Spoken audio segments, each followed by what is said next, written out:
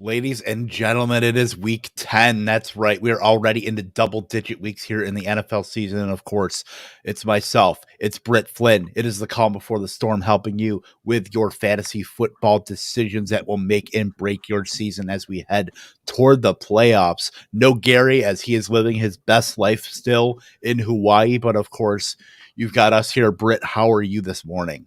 Oh, I'm so good. Made it through an overtime thriller last night in college football, so I'm on cloud nine. I hear you. I made it through an overtime thriller as well, of a different reason, because I was up until about 4 o'clock this morning working on stuff. The grind never stops, picking away at the content mines. But we will get going here with the week 10 injuries. Actually, before we do that, we're going to get our first snow game of the year today. That's going to be Detroit at Pittsburgh, where it looked like it was just going to be rain, but now it might be kind of a snowy mix for Mason Rudolph, starting quarterback for the Pittsburgh Steelers, who Ben Roethlisberger was placed on the COVID list yesterday. There's obviously no chance that he will be clearing or doing any of the protocols or clearing that before kickoff. So Mason Rudolph gets his first start of the season. At least it's against Detroit, but how are you handling these pass catchers? And really, it's only Deontay Johnson because Chase Claypool will be out is week to week. Maybe you throw in a Pat Fryermuth or a James Washington, but are you are you sliding down any of these pass catchers? Are you prioritizing anybody outside of Deontay Johnson with a backup quarterback? Oh, I can't. The only person, honestly, on this offense that I can trust is Najee. I've seen Mason Rudolph play. He's not accurate. He's not efficient. And then throw in the snow. It terrifies me to. If you have to start him, obviously it's late in the year. The waivers have probably been picked clean, but I'm very much like hope and pray for any of these pass catchers. Yeah, like I picked up James Washington in quite a few leagues just because I thought, with Claypool out, that'd be a nice pivot there. But now with Mason Rudolph, it makes it a little, gives me a little more hesitancy. But there is the Oklahoma State narrative between those two. So, shout out to Linda, by the way. There is something to that potentially, but still, really, it's Najee Harris that you're rostering. Deontay Johnson is still at least a viable start. Probably isn't the borderline wide receiver one that you're hoping he would be with Ben Roethlisberger, who throws a football like he throws a pound of sugar. But yeah, so that should be interesting for sure. Outside of that weather, just some slight rain maybe in New York with the Jets at or against Buffalo, hosting Buffalo, and then the 4 o'clock showdown between the returning Aaron Rodgers and returning Russell Wilson, Seattle at Green Bay. Injury wise, really, it is literally zero RB because there's so many injured running backs out there. And let's start with the one that we can still have a little bit of hope of playing, but we have to see with inactives. James Robinson with a heel injury was limited on Friday. We will see whether he goes in about 40 minutes or so, about 35-40 minutes when inactives come out. Let's take a look. Let's see some wide receiver injuries as well. Tim Patrick with the knee was limited all week. Keenan Allen with the knee limited all week as well. Those guys are expected to play. Chris Godwin with a foot injury, limited on Friday, but expected to play. Now, Tampa Bay is just banged up across the board. We know Antonio Brown is out. We know Rob Gronkowski is out as well. So, it's a tough matchup. I mean, it's at Washington. That could be kind of a trap game. It's in Washington. Any trepidation as far as starting Godwin, or are you tossing in your Tyler Johnsons, Cameron Braids, anything like that? I'm rolling with Tyler Johnson in a couple of DFS lineups for sure, but in your season long leagues, I'm I just I think Godwin will play, but I think it's going to be more of a Mike Evans day. And against Washington, though, I think that the game script's going to go so heavily positive that it's going to be more of the Fournette, situation or Fournette show than any of the running backs for the majority of the game. So I'm a little hesitant on starting anybody, but they're they're all top plays, so you kind of have to. Right. Yeah, certainly. I mean, that's just foot injuries for a wide receiver are especially tough just because, I mean, that certainly affects the way you run your routes. That affects how you're, running after the catch, things like that. So, foot injuries are certainly tough for a running back or for a wide receiver, I mean, but Chris Godwin, hopefully, gets the okay and we'll be playing. We'll get like I said, we'll get the inactives about 35 minutes, about half an hour or so. Other than that, for Monday Night Football, we still have really to get some word on George Kittle and Elijah Mitchell, but both should play. Both still had questionable tags last week, and obviously Kittle had that 100-yard game in his return to the lineup for the 49ers. Some players that are out. Jamal Williams with a thigh, of course, Alvin Kamara with a knee injury. So Mark Ingram is 20 yards away from being the Saints' all-time leader in rushing, which that was something that Kamara was able to grab, and it seems like they're going to just go flip-flop back and forth with that. So how are you feeling about Mark Ingram getting thrown in there against Tennessee today, who's certainly on a roll themselves? I mean, with Kamara out, Ingram's going to be a feature back today. And his efficiency since getting back with New Orleans, sorry, the dogs, since getting back with New Orleans, he's been, pretty efficient. And I really, really like his chances today. Tennessee's stopping the run at a decent clip, but just the volume alone is going to be enough to slide in Mark Ingram as a flex. The dogs are in on Mark Ingram. The dogs are always the first to know. Like whether it's a tornado or Mark Ingram starting in place of Alvin Kamara, they are always the first to be like, we're in on that shit. Yeah. And then like howling at the sirens, like, I hate your take. I love it. Now, for the New England running backs, definitely a fluid situation, but Damian Harris was ruled out with his concussion, not being able to clear protocol. Ramondre Stevenson, hopeful that, I haven't seen anything come out. It should come out very soon if he cleared protocol. Did not see that, but otherwise, it might be Brandon Bolden's season, but they're hopeful that Ramondre Stevenson can go today for him to clear protocol as well. Pretty dicey there. But other than that, we got some late breaking injury news here. A couple days ago with Robert Woods out for the season with a torn ACL. So for some reason you have Robert Woods on your roster in a redraft league a season long, you can go ahead and drop him. We're not saying this is a Jeff Gluey hit job by Odell Beckham as soon as he got into the Rams facility to be able to get some kind of starting work, but Odell Beckham, it's a little bit better situation now with Kupp and then Van Jefferson and Odell Beckham. Odell Beckham will be playing on Monday night. So how are you seeing this shape up between, I think Kupp is pretty well insulated as the top target. He's been the top target in fantasy football the entire season. No, he's not a sell high, Kevin.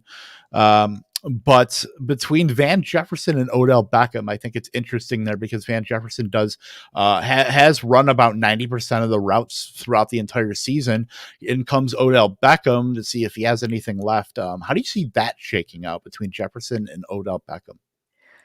I think Jefferson stays as a wide receiver 2 in that system for a couple of weeks while Beckham kind of figures out the system and gets some rapport built with Stafford. But a few weeks down the line, I can see him overtaking Jefferson. So it's going to be really interesting to see how it all plays out. But yeah, it's the Cooper Kupp show and then kind of everybody else. So we'll see how Stafford likes Beckham. Right. And, I like that. I really like it for Van Jefferson too, because I would say there's really no such thing as a wide receiver handcuff outside of like maybe McCole Hardman to Tyreek Hill, but Van Jefferson is about the closest that you can get to that, because he can go all over the field, and really all he needed was unfortunately an injury to one of those top 2 receivers to be able to really get some momentum here. And I think he'll be able to be at least a viable, I mean, even more so, um, a viable wide receiver going into the rest of the season. Gary, I'm sorry, I see you in the chat here. From all the way in Hawaii, Higbee season. Not sure about that because McVay did come out and say that he wants to run more wide receiver sets. And yes, Gary's still on vacation, you slacker. I'm just not sure about Higbee going forward. I think this actually hurts Higbee. Just the fact that I think that if they're going to go wide receiver heavy and we're going to listen to the noise and everything by the head coaches and see what they want to do. But I think Higbee's going to be blocking a lot more. If he's on the field, I think he's going to be blocking a lot more than we'd like. Which certainly doesn't. Unless you're in a point per block league, I think that's the only way that can help you. That at least Higbee can help you as a tight end one, but yeah, dicey on him. And then the often injured Julio Jones went on IR with a hamstring injury. So AJ Brown's season doesn't see a lot of not a lot of roadblocks there for that. But defenses could key in on him. But AJ Brown has been a stud wide receiver 2 since week 6.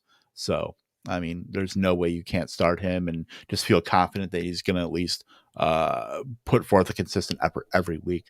Other than that, the fans are chanting, "We want Haddow." That would be nice, but sorry, Axel, you're stuck with us for at least one more week.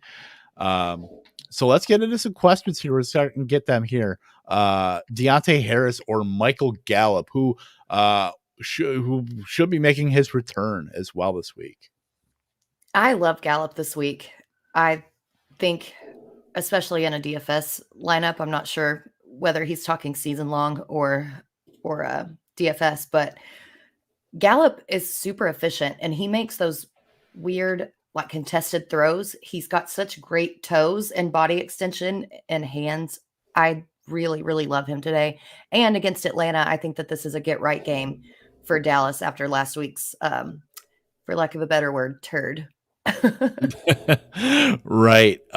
Yeah, I can't trust anybody in that New Orleans as far as pass catchers. I know Simeon has kind of propped them up a little bit with, as kind of an upgrade in the passing game over Jameis Winston. I just can't trust anybody. Deontay Harris, between him, between Marcus Callaway, between Traquan Smith. I mean, with more passing, I feel like somebody has a chance to emerge. I just don't know if it's going to be Deontay Harris, who's a high A-dot, shot play kind of guy. So give me Gallup here. I think he's just a mid-range flex right now until we see how he is deployed. And I think he'll, first game back, he'll probably run about 65 to 70% of the routes and, be somewhat involved. But I think that's going to ramp up from there. Let's take a look here. Johnson, I don't know what Johnson that is, but Ingram, McKissick, maybe you would know if it's your team, or Ingram, McKissick, Javonte Williams, I would guess. Hines, Singletary, pick 2. It's probably Ty Johnson. I think these are all running backs. I'm not sure. We're in so many leagues. Ingram for sure, and Javonte. Yeah, I think Ingram, you have to start him today. I think he's a low end running back 2. I mean, Tennessee, I've always called them smoke and mirrors. I guess we're going to see today. There's, you win all these games against top teams, you're going to, fall down at some point, I feel like. And now, with Julio out, it's just that propensity for, honing in on one guy. And we'll see if Adrian Peterson has more in the tank. Yeah, Ingram has to be started. I mean, Javonte, oh boy, at home against Philadelphia, I'd probably lean to him, but I have a blind spot for Ty Johnson because Ty Johnson has been really good in PPR.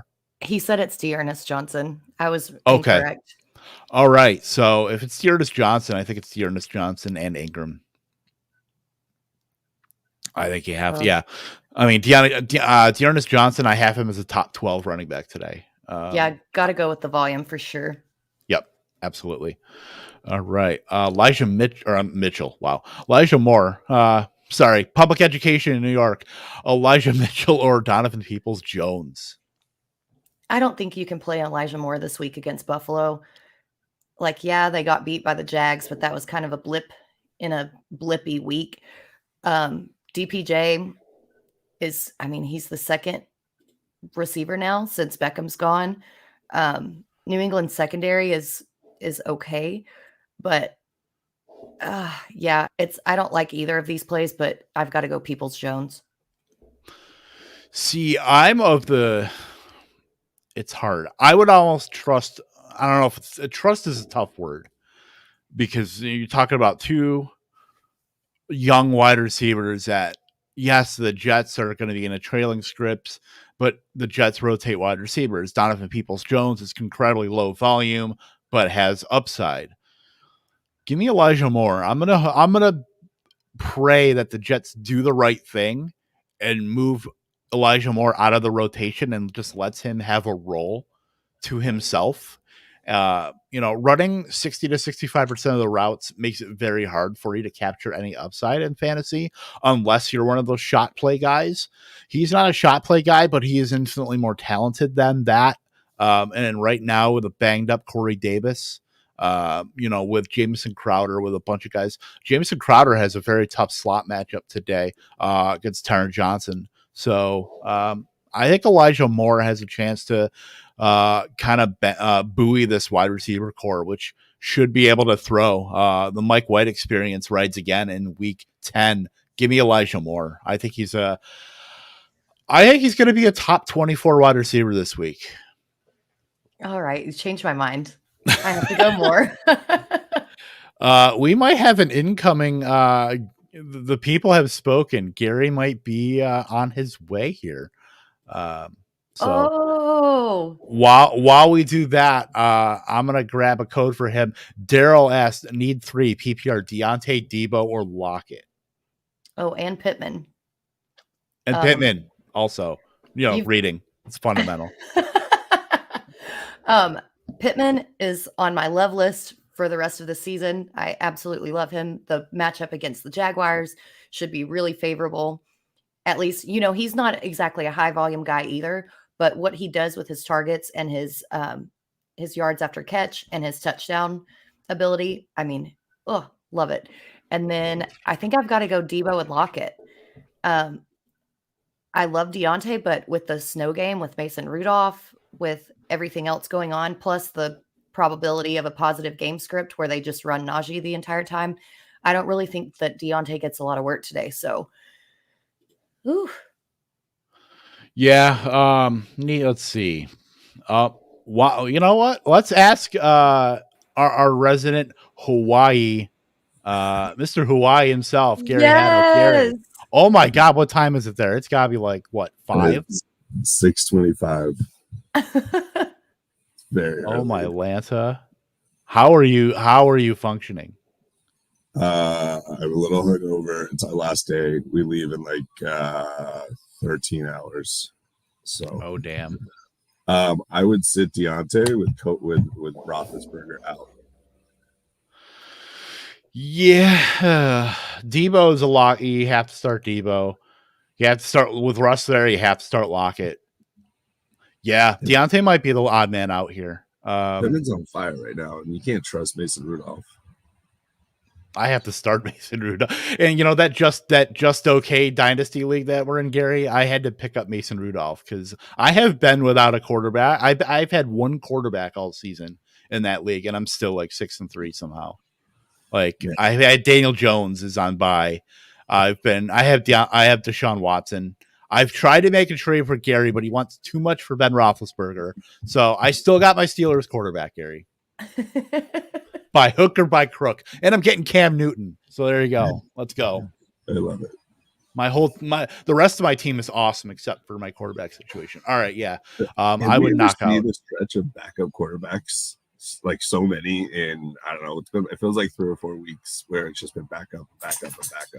Maybe even just that. Just somebody has come in. Yeah. Yeah. It's the state of the league. It's just it is what it is. Especially with COVID. I mean, somebody's going to get knocked out, and then just injuries, and It just seems like it's every week. You're never going to get all your 32, starting quarterbacks in there. In this economy? Yeah, not in this economy. Ben Skoronik, Brandon Zylstra, Tavon Austin, Axel. Love you, buddy, for all the dumpster diving here. Give me Benny Sko. I mean, they like him. He's a big body target. He's been involved in the passing game. Zylstra might not run 2 routes. Tavon Austin he ran like 75% of the routes like a month ago and has just been a steep decline since Jamal Agnew took over the slot role. Give me Benny Sko. Yeah, sure. I don't. It's like flipping a coin, honestly, between any of these 3. So I defer to you, Kevin. Agreed. The only thing I would say, I mean, we have a backup quarterback coming in Carolina. Might have a connection. I'm just kidding. Camden was just signed off the street. So, Benny Sko, sure. By the way, Brandon Zylstra from tiny Concordia College, which is 5 minutes away from me in Moorhead, Minnesota. Just want to throw that one out there. Shameless plug. The Concordia Cobbers. Yes, that is an actual thing. They are named after the Cobbers. Cobbers? Yes. Okay. Love it. It is what it is. I already answered that one. Let's see. The Ernest. Okay. Here we go. Antonio Gibson or Mark Ingram. It's tough to trust Antonio Gibson out here in these streets. So give me Mark Ingram. I think he finds his way in the top 24 fantasy day today. Yeah, same. The Tampa Bay's running defense is just so good. Gibson still, we don't know the status of his shin. Ingram's obviously going to get all the volume because they don't really have anybody else. Yeah, you got to go Ingram today. So then taking that one step further, battle of the backups, Mark Ingram or D'Ernest Johnston? D'Ernest. That's how I have it. But I get to that. I mean, maybe we're riding too much into the Thursday night where he just absolutely dominated. But I mean, right now, as it stands, it's him or what? Felton or Brian Hill.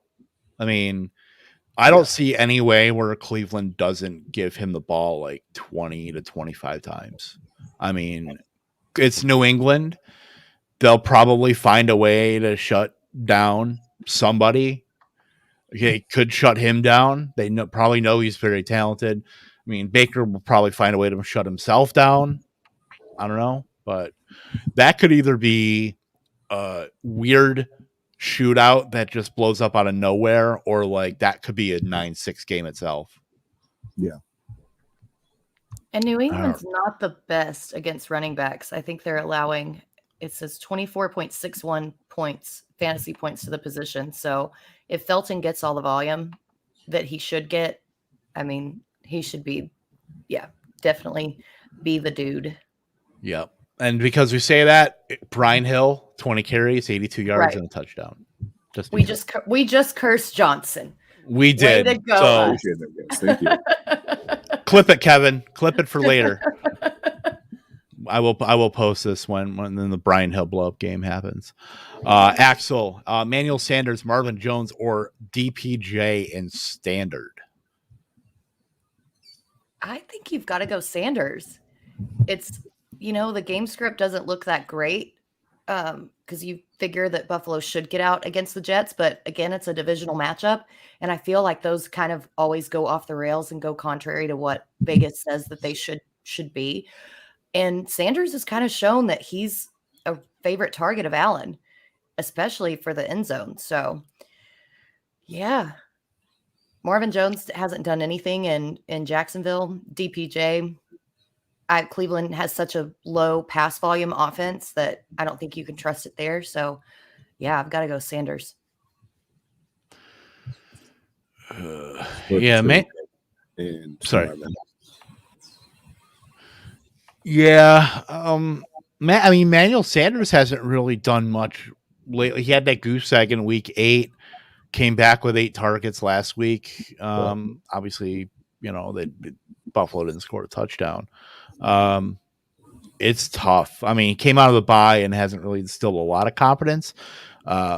Really made his bones in 2 games where he was getting volume and then got two touchdowns and 2 touchdowns. Give me Sanders, but there's something up. This Bills passing game is just off right now, and they need a game to just blow up. This could be it.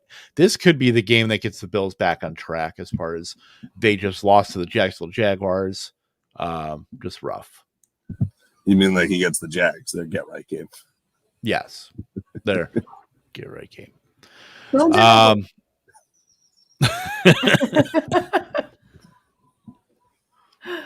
All right. If Robinson doesn't go today, PPR AJ Dillon or Brandon Bolden. Robinson is playing. Did they came out and said that? I haven't seen anything since we've been on. I know he's trending towards playing. But yeah, that's good then. James Robinson is in, and inactives are coming out as we speak right now as well. Yeah, Rondale Moore is active as well. Okay. So I was like, how's Gary getting all this news in Hawaii? It's time travel. Do they even have news in Hawaii? So yeah, I guess that question's moot, but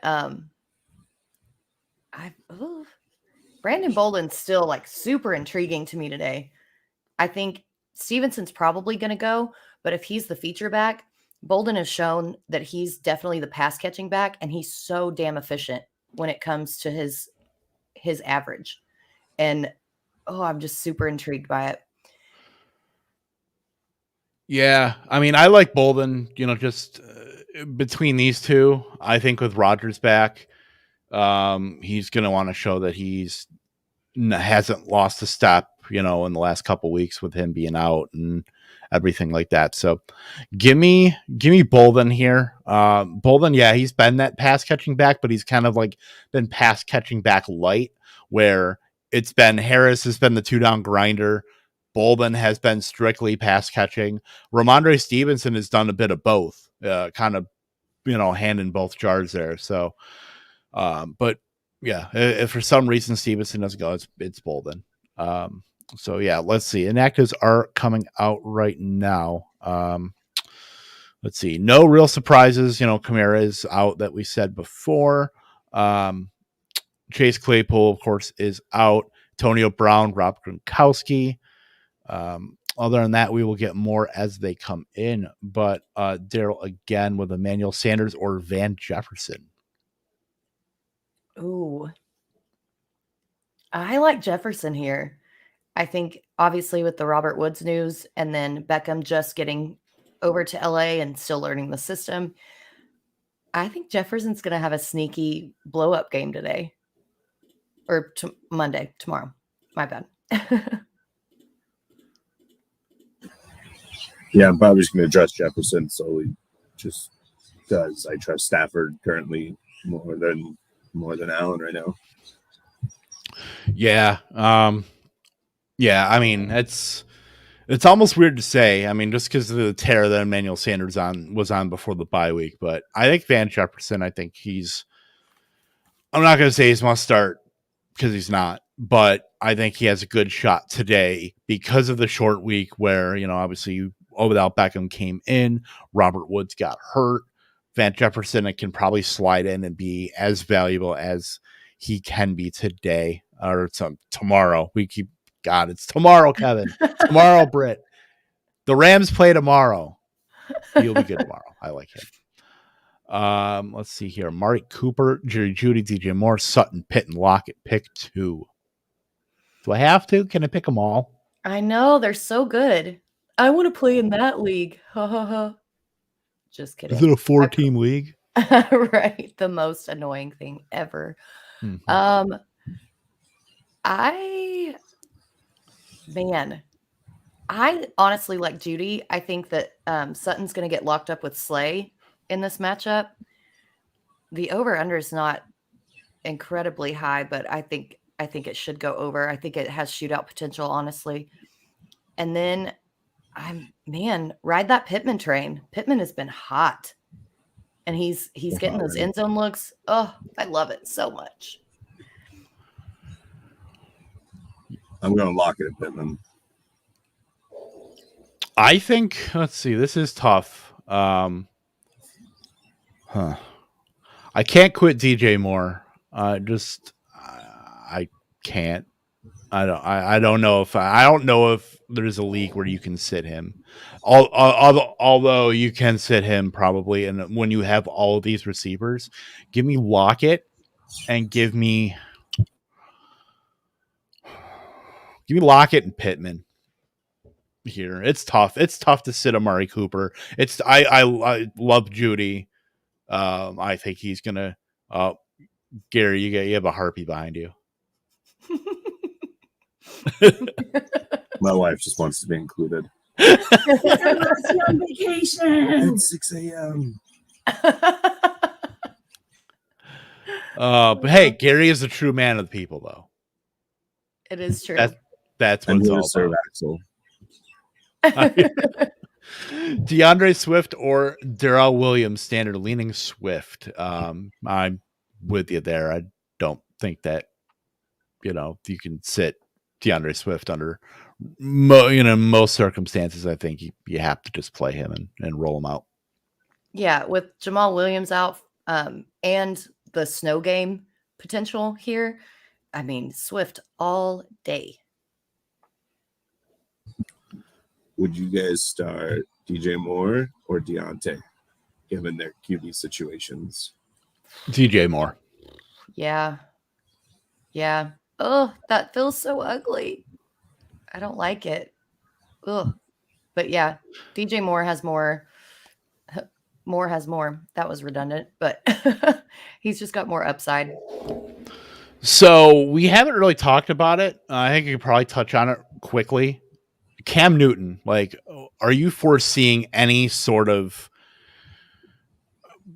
I don't want to say increase. It's just, I wasn't sure about the signing, bringing him back full circle after everything that happened, wanting to get a new quarterback in, signing Teddy last year, trading for Sam Darnold this year, and then just coming back to the X in Cam Newton. Going forward, because we know that with Darnold out, it's probably going to be next week when Cam Newton starts again for the Panthers. So are we bumping, Cam or DJ Moore and Robbie Anderson back up? How are you guys feeling about that situation? Because while it's probably an upgrade in a little bit in a vacuum for those guys, I'm still not sure about off the street Cam Newton providing any sort of jolt to this offense. Well, and even say that he comes back in prime football shape, he hasn't lost a step. Cam still loves to run the ball so much. He won't pass. And it's kind of like what Coop touched on in Lightning Round, shameless plug for Lightning Round. Running quarterbacks don't throw the ball as often as we want them to and need them to for fantasy.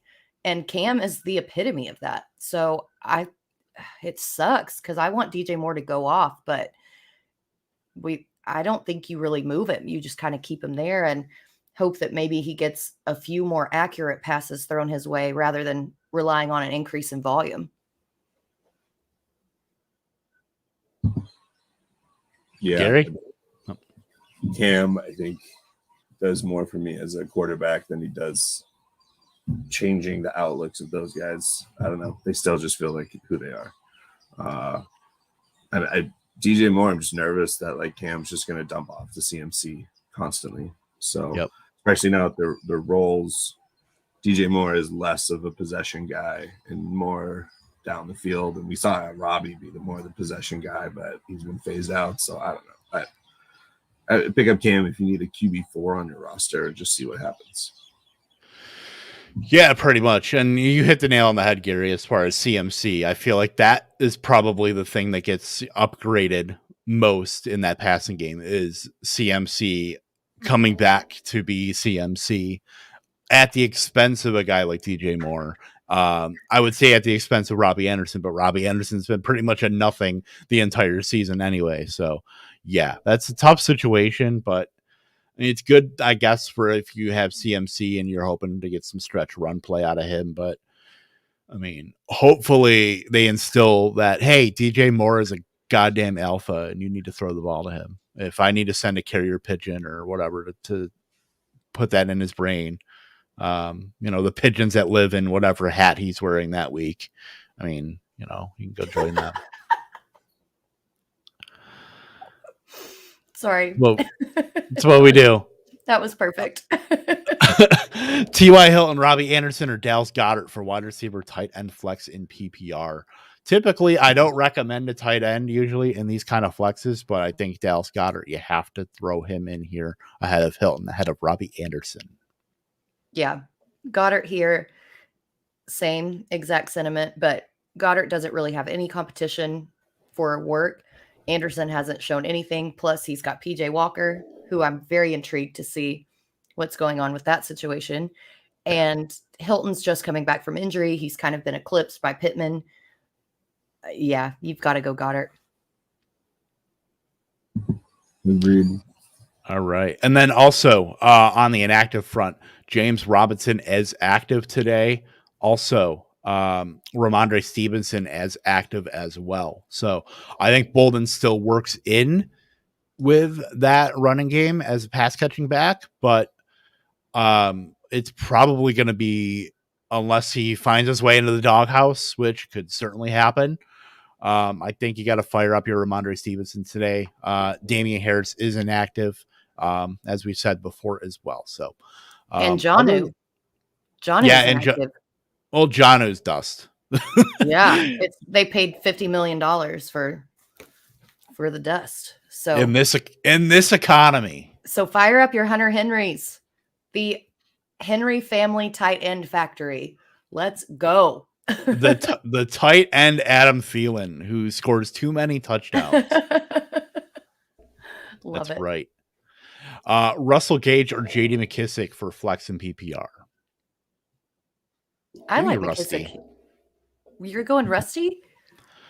I'm going Rusty just because I feel like so he threw up a goose egg a couple weeks ago and then had a pretty decent game last week. I think they just need somebody out because we know Pittman's going to get defensive attention without Calvin Ridley there.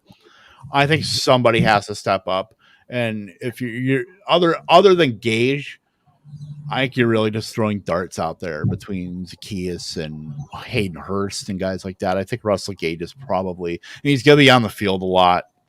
Probably his best chance to at least return some value. Washington needs a specific set of circumstances for McKissick to thrive. While I think that has a decent shot of happening here, I still think Gage outscores him. See, I'm kind of leaning McKissick because Tampa is so good against pure running backs, but they're actually kind of bad against pass catching running backs. And I see if Washington wants to have a chance, I see them working in McKissick a lot more into their script and into their style of play today. And I don't really, I think Kyle Pitts is going to have his day today because Dallas is not great against the tight end. Actually, they're kind of bad. I say not great because I'm being a homer, but I don't know if Gage really gets all the work. Ugh, that one's tough. But I'm still the PPR. I'm going to lean McKissick. I'm going to go McKissick also. I just don't trust Gage to be. He'd be anywhere from 3rd to 6th on that depth chart for targets. At least McKissick, when he's on the field, he's probably going to be either 1 or 2 for the whatever word I'm trying to think of for the read. So that's okay, Gary. It's early. I have not had coffee. I literally was in bed and I started messaging and I was like, all right, I should just go up. And so I was going to ask, the motivation to get you up. How can you do this every day?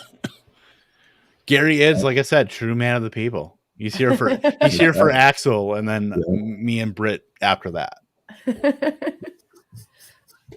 So let's go over to Axel. Cowboys, Raiders, or Eagles for defense number 2. This is easy for me. This is Cowboys. Probably got to be Cowboys, yeah. It has to be just because of the turnover and sack potential, but the over-under of this game really kind of scares me. But yeah, YOLO. Let's go Cowboys. Yeah, you're just hoping for, just a bunch of turnovers and stuff like that. I mean, Eagles against Denver is at least somewhat attractive, but Denver has been a lot better lately, last couple weeks. Raiders, you never know when you're going to get here's Patrick Mahomes, 380, 34 37, just an absolute dominant performance. It's going to happen eventually, and I could totally see that against the Raiders. Fournette, Swift, Connor, pick 1. Am I weird to say James Conner? No, because that's who I want to say too. Well, with Kyler Murray being out again, D-Hop being out again, presumably they haven't actually officially announced it, but we're thinking that they're not going to play. They're trending that way at least. Yeah. Colt McCoy did a really good job as a pure game manager, and I still just don't see Eno Benjamin coming in and taking over or splitting even a 50-50 or a 60-40. Like Chase Edmonds played one snap or one series last week, went out. Connor came over, took in 77% of the snaps. I mean, that was the entirety of the game. I really believe that Connor is going to be the every down back, and then Benjamin's just going to come in for relief situations. And he's leading the league in touchdowns right now. We go back to that touchdown dependency, but in PPR, he's catching balls, he's running, he's gaining yardage. There's nothing that this man can't do.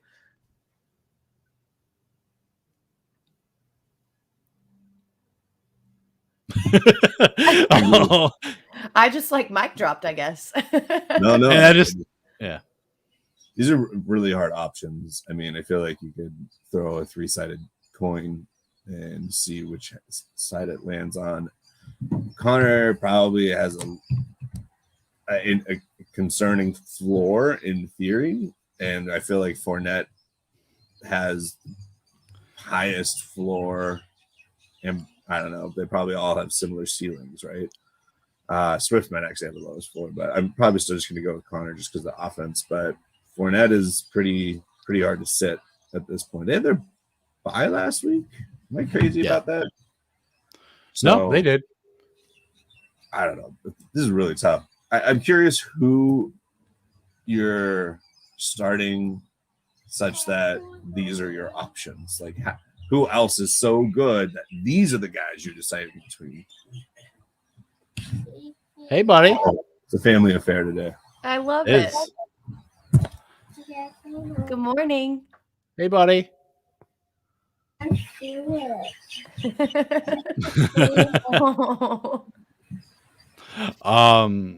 Yeah, like Connor is a different kind of efficiency where he's getting into just the strength of that offense is going to be, they're always going to be in the red zone. They're always going to be moving the ball, even without, if Kyler Murray doesn't play. I like him. I like Connor. He ran 66% of the routes as well, with Edmonds only playing a snap. So, it's very hard for me to try to figure out, Eno Benjamin and where he fits in, because I don't think he's going to be a full on Chase Edmonds, probably more Chase Edmonds light, where he just sprinkles in, here and there, but nothing to really take away from Connor.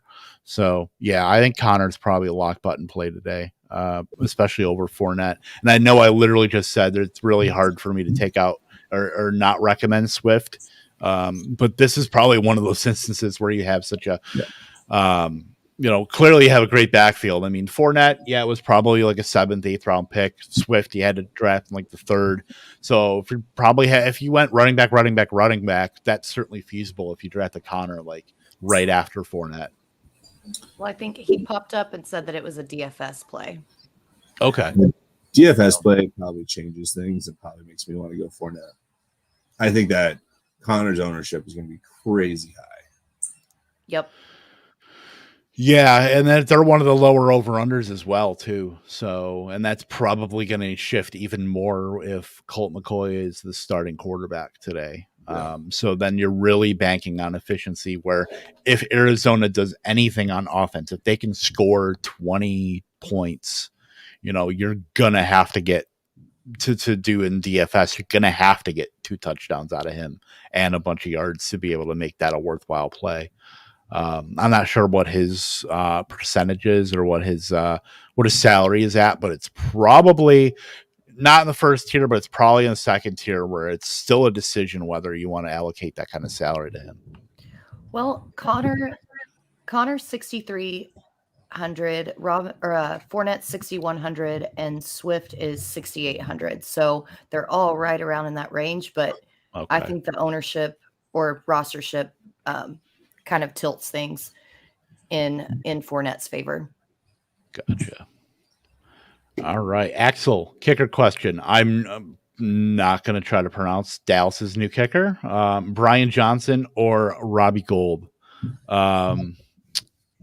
Yeah, give me Brian Johnson here for the Saints. It's at Tennessee. I think that game's going to score a little bit, even though it's a 44.5 over under. I just don't know about a brand new kicker and one, especially one I can't pronounce his name. We need Linda here for this. We need Webster and Funkin' Wagnalls here to for this one. Just ask Alexa. Ask Jeeves. Yeah. Oh my gosh, the butler. I think in a kicker 2 situation, you've got to go for the higher over-under situation, especially one that's played in a dome. So I've got to go with LH, but I'm going with Robbie Gould. We know, Robbie Gould money whenever he's active. If you got that, injured. Yeah, the Hawaii famous 3-sided coin. If Gary's got it, if you have it too, flip that thing. We got 2 homers on here, and Kevin going with the random guy. Hey, at least I made a decision based on the over-under. I wasn't trying to be a homer. I think Robbie Gould is always awesome anytime that he's active. And the Niners offense will move the ball. They just might not be able to score. We know that they'll be able to move the ball for sure. And then you get to the kicker. Yeah. Love it. Yep. James Robinson or Elijah Mitchell in half PPR? That's his question. Oh, hi. I think the Colts are actually really good against the run. I think they're third best in preventing pure runners. And the Rams are pretty good too. That's tough. It's Robinson to me. I just like watching Robinson play. He's one of my favorite backs. Just in the NFL. I just think he's just so damn good. Still watching. I think I'm going to have to go Mitchell here. As just from pure matchup standpoints, the Rams have actually given up quite a few fantasy points, 23.8 to the running back position per game. And the Colts have only given up 18.12. So I've got to go Mitchell here. It's tough for me. They're both, but they're like a spot away from each other in my rankings. I have Mitchell as running back 14. I have James Robinson as running back 13. With him playing, I think Robinson with the PPR element, it's hard for me to get off James Robinson knowing that I think he's going to have even more volume. I don't know if Carlos Hyde's going to work in as well, if they're just going to be super stubborn about it. But I like James Robinson as far as maybe the Jaguars have a little bit of a spark now. I mean, not saying that they're, going to be world beaters by any stretch of the imagination, but that kind of win against Buffalo could do something to a team and kind of bring them together. Yes, I'm playing that narrative. I'm playing the Rudy narrative here with James Robinson. So give me James Robinson. Does the fact that wasn't a game time decision, but got pretty close to it with his heel. Does that maybe move the needle a tiny bit towards Mitchell just because you can re-injure your foot? And it was his heel. Yeah, I that's just moved myself to Mitchell just because I'm too nervous that I could get a dud from Robinson. yeah, that's totally fair. And Jared said that's why he asked the question, was because of the injury concern. And Screw it is it. a tough question. Yeah, I mean, it's not like it's not like it's like one bat like an RB1 and like an RB3 with huge upset. Yeah. Elijah Mitchell, let's go. You guys talk me into it. Damn it. Go with Elijah. And I'm sorry for the 18 for 60 and a fumble. I think he just wanted confirmation bias that Mitchell was the right thing to do. I hear you. Let's we got a few questions. Let's blast through these real quick. TJ Hawk considered Dallas Goedert half PPR. Hawk for me. Yeah. Yeah, Hawkinson. It's close. I got it. Or it's just that Philadelphia Eagles passing game has been really ramped down last few weeks. So Goddard still gets his, but give me Hawk in the volume and negative game script. Yep. More upside. Let's chase that upside. See, get a nod from Gary. I assume he's in on that too. Oh, sorry, I said Hawk. My apologies. Okay, I'm sorry. Sorry, we're an ocean away, so it happens. The Muth, Pat Fryermuth, Dalton Schultz, Goddard, or Knox. Pick one. Knox all day. The Jets are allowing 15 points per game to the tight end position. You know that Knox is raring to come back. Like, he's excited. And I think he's going to show everybody like that he should have played last week.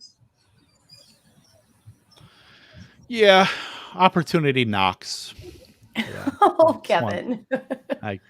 Kevin.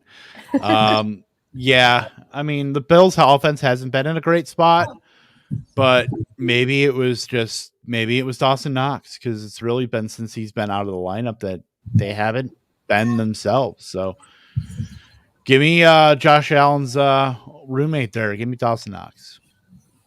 Yeah, I'm going with Goddard. I don't want to touch Knox. I still just I don't trust Knox. If we're talking about playing Manny Sanders and that he should be getting something going, I mean, I feel like, I don't know, that offense is just weird. Dawson is the one that knocks. Sorry, I can't help myself. Kyle Juszczyk, Deontay Foreman, Godwin Igbuke. I'm freaking luck for running back 3 in PPR. By the way, yeah, I'm just gonna call him Godwin. The RB2 today in Detroit. Yeah, and with that snow game, I mean, I think he's got a good of a chance as anybody. Yeah, let's roll these dices. These deuces. The three-sided dice. Yes, absolutely. With the 3-sided coin and everything else that Gary has up his sleeve there. It's my magic trick. What did you get into in Hawaii? Yeah, Igbuke. I'm gonna go with that too.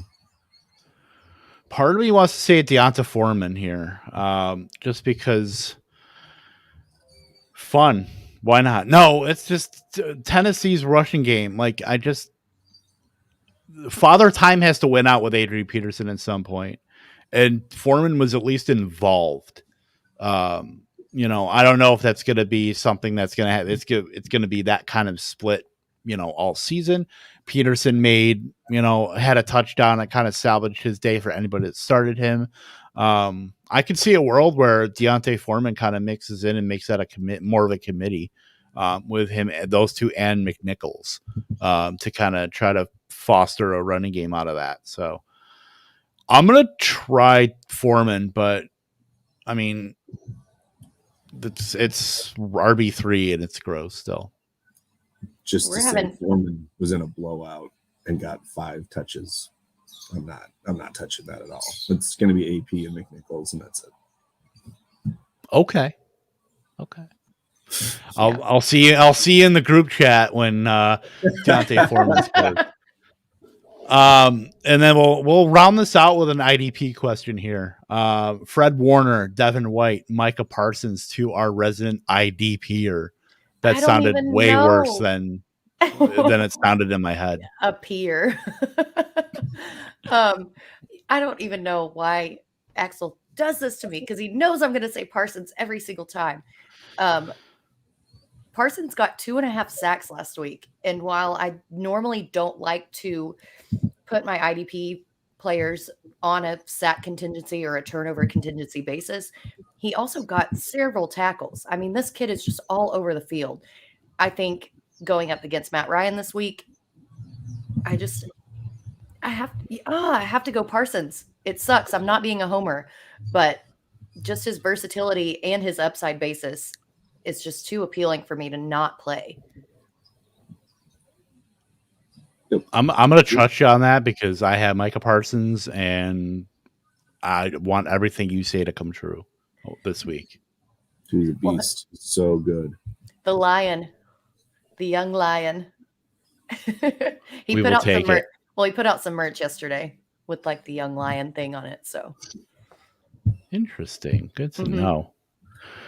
All right. Well, it is 11:02. Gary, we certainly appreciate you coming over from the other side of the pond, and I don't mean England. So we got to see the sunrise, or at least the sky get lighter as the stream happened. That is a view. That's beautiful. That's again a power move. $10 power move. I try. Love it. Also, Gary, I just want to let you know we have to start Ty Johnson and Brandon Bolden in our KFSC league. So it's interesting that you say that. I was just reading that Tevin Coleman's going to be back for the first time, and I hope that doesn't mean because he's terrible and I hate him. But I actually genuinely do not like him. So we'll see. One more question, real quick: Christian Kirk or Emmanuel Sanders? Kirk. Yeah. Even Colt McCoy kind of showed that he looks his way a lot. And with D-Hop trending down, I mean, let's just ride the hot hand. Okay. That's our flex in that league. So yeah, that was actually one decision I was thinking about last night. Did you guys see this Shefty report that the Panthers are operating as if Sam Darnold's out for the season and that they will give Cam a chance to win the starting job for 2022? Yeah. Nuts. There's no way they don't draft somebody. Come on. Yeah, but this draft class is really kind of weak on quarterbacks. Like, or still trade for Deshaun. I mean, anytime you can draft Kenny Pickett, you got to do it. Our generation, Zach Wilson. Yeah, I'm thinking Matt Corral is going to be the best one out of this class, but is Sam Hartman a senior or junior? Because I like him. I'm not a big college guy at all, but Sam Hartman for Wake Forest looks pretty good. And I mean, Hal for Carolina looks pretty good too. But yeah, oof, it's just it's slim pickings, if you will. Look at that. Damn it, Kevin, you've rubbed off on me. All right. Well, it is. Let's get out of here. If you guys have questions, you can send them on over to us at KTompkinsII, at Haddow27, at Britt_Flinn.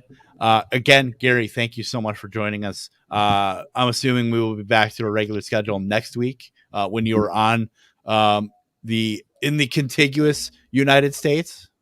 That is factually accurate. Thanks for the advice. Jared says, I'm sorry. Yeah. I'm sorry if Elijah Mitchell goes like 13 for 40 and a fumble, but I think we're all sort of Elijah all over the place.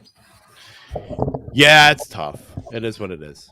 So, all right. Well, we are out of here. We will see you, of course, for lightning round on Wednesdays, where Britt's going to join us for the rest of the season. So we, kind of just lassoed her, and she's not going anywhere. I'm We're so making excited. her. This is actually we're against her will. We're making her come on. So, no, Britt, you're fantastic, and we're so glad to have you join us for the rest of the season here. And so join us for lightning round on Wednesdays, of course, right here, youtube.com/lightning round. We will see you next Wednesday. Good luck in week 10. Again, if you have more questions, send them on over to us at on Twitter at KTompkinsII, at Haddow27, at Britt_Flinn. See you next week.